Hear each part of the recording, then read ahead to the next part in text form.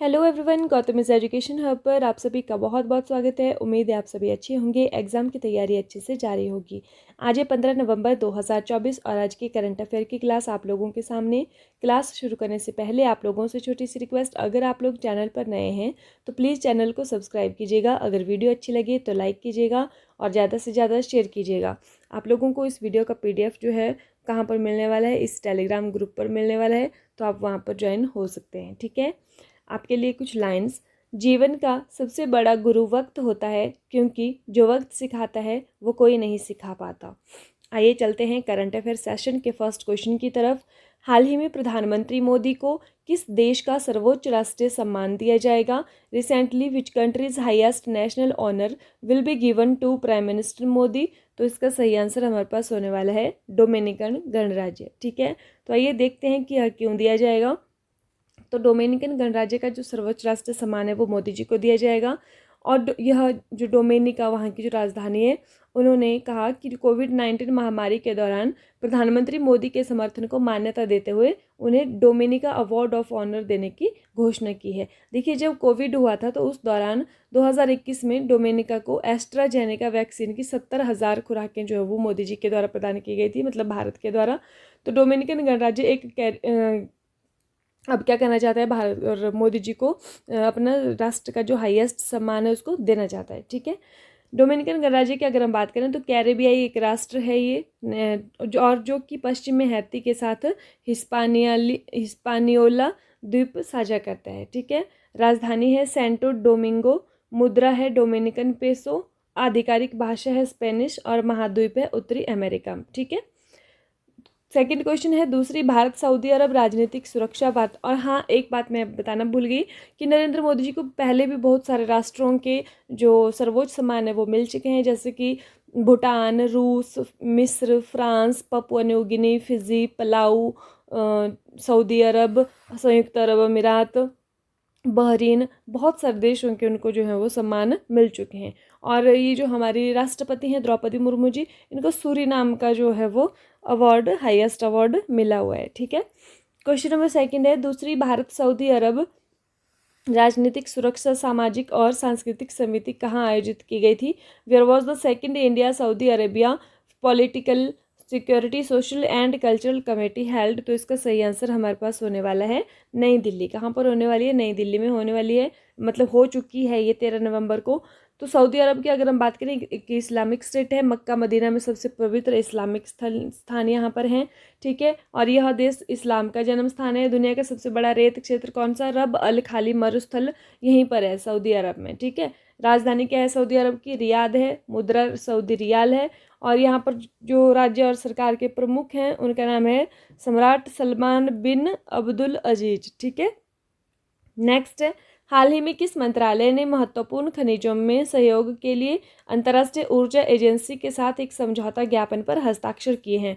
Which ministry has recently signed as an MOU, मतलब memorandum of understanding इसको हम बोलते हैं, with the international energy agency for cooperation in critical minerals. ठीक है, तो कौन सा मंत्रालय है? यह है केंद्रीय खान मंत्रालय। ये तो आपको समझ आ ही गया होगा क्वेश्चन को देख करके। नेक्स्ट है हमारे पास जो अंतर्राष्ट्रीय ऊर्जा एजेंसी की अगर हम बात करें तो इसकी जो स्थापना है वो पेरिस फ्रांस में हुई थी। OECD आर्थिक सहयोग और विकास संगठन द्वारा की गई थी। अब ये जो अंतर्राष्ट्रीय ऊर्जा एजेंसी है, स्वच्छ ऊर्जा प्रौद्योगिकियों को विकसित करने के लिए आवश्यक महत्वपूर्ण खनिजों और धातुओं में विशेषज्ञता की आवश्यकता वाले देशों की सहायता करता है। भारत जो है वो IEA का सदस्य देश नहीं है, लेकिन यह उन 13 देशों में से है जिनके साथ IEA ऊर्जा दक्षता सहित स्वच्छ ऊर्जा प्रौद्योगिकी पर अपनी विशेषज्ञता साझा करता है। ठीक है, तो ये क्वेश्चन भी आपसे एग्जाम में पूछा जा सकता है कि क्या भारत अंतर्राष्ट्रीय ऊर्जा एजेंसी का सदस्य है या नहीं है। ठीक है, तो ये भी आप लोगों को पता होना चाहिए। इसका जो मुख्यालय कहाँ पर है? पेरिस फ्रांस में है। और सदस्य कितने हैं? 31 कंट्रीज इसके सदस्य हैं। हाल ही में 18वें प्रवासी भारतीय दिवस के लिए वेबसाइट कहाँ लॉन्च की गई है? Where was the website launch recently for the 18th Pravasi भारतीय दिवस? तो इसका सही आंसर हमारे पास होने वाला है भुवनेश्वर। ठीक है, तो भुवनेश्वर में लॉन्च की गई है क्योंकि 18वें नंबर का जो प्रवासी दिवस है वो वहाँ पर ही सेलिब्रेट होने वाला है। विषय क्या है इसका? 2025 में विश्व जो प्रवासी दिवस है, विकसित भारत में प्रवासी योगदान। क्वेश्चन नंबर 5 है, हाल ही में किसे professional golf tour of India का CEO नियुक्त किया गया? Who was recently appointed as the CEO of professional golf tour of India? तो इसका सही आंसर हमारे पास होने वाला है अमनदीप जोहल। ठीक है, तो ये है अमनदीप जोहल, इनको जो है वो गोल्फ टूर ऑफ इंडिया का CEO नियुक्त किया गया है। ठीक है, professional golf tour of India welcomes Amandeep Johal as CEO। Next question है, हाल ही में स्वामी विवेकानंद विद्या मंदिर कहाँ खुला, जिसका उद्घाटन राष्ट्रपति ने किया? वेयर वॉज स्वामी विवेकानंद विद्या मंदिर open recently which was inaugurated by president? ठीक है, तो हमारे प्रेसिडेंट द्रौपदी मुर्मू जी के द्वारा किया गया।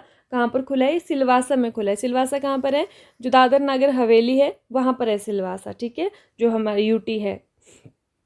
तो ये द्रौपदी मुर्मू जी, स्वामी विवेकानंद विद्या मंदिर open in Silvassa inaugurated by president. ठीक है, और यहाँ के जो प्रफुल्ल पटेल जी हैं उनके द्वारा इसका उद्घाटन किया गया। हाल ही में अंतर्राष्ट्रीय व्यापार मेला 14 नवंबर से कहाँ शुरू हुआ है? Where has the international trade fair started recently from 14 November? तो कहाँ पर शुरू हुआ है? यह हुआ है नई दिल्ली में। कहाँ पर हुआ है? दिल्ली के अंदर शुरू हुआ है।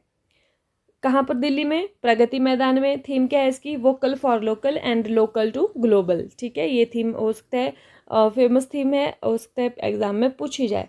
नेक्स्ट क्वेश्चन है, भारतीय नौसेना 20 और 21 नवंबर को अपनी राष्ट्रीय तटीय रक्षा अभ्यास सी विजिल 24 का कौन सा संस्करण आयोजित करेगी? Which edition of its national coastal defence exercise sea vigil 24 will the Indian navy conduct on November 20 and 21? तो इसका सही आंसर हमारे पास होने वाला है चौथा, 4th नंबर का जो है संस्करण यह करने वाले है। इसका जो संकल्प है 2018 में लिया गया था सी विजिल अभ्यास का। तो अभी जो है इसका कौन सा संस्करण होने वाला है? चौथा संस्करण इसमें होने वाला है। ठीक है, अमेरिकी राष्ट्रपति डोनाल्ड ट्रंप ने संयुक्त राष्ट्र राजदूत के रूप में किसे चुना? Whom did US president Donald Trump choose as the United Nations ambassador? तो किसको चुना है? यह चुना है एलिस स्टेफनिक को। किसको चुना है? एलिस स्टेफनिक को चुना है। क्या चुना है इनको? संयुक्त राष्ट्र राजदूत के रूप में चुना गया है। ठीक है, अगर हम बात करें अभी हाल कल परसों ही हमने पढ़ा था कि सूसी विल्स को चुना गया है, जो व्हाइट हाउस है वहाँ की चीफ ऑफ स्टाफ, इनको चुना गया है। ठीक है, ये आपने ध्यान रखना है। हाल ही में किस देश ने आधुनिक गुलामी से निपटने के लिए पहला गुलामी विरोधी आयुक्त नियुक्त किया है? Which country recently appointed the first anti slavery commissioner to tackle modern slavery?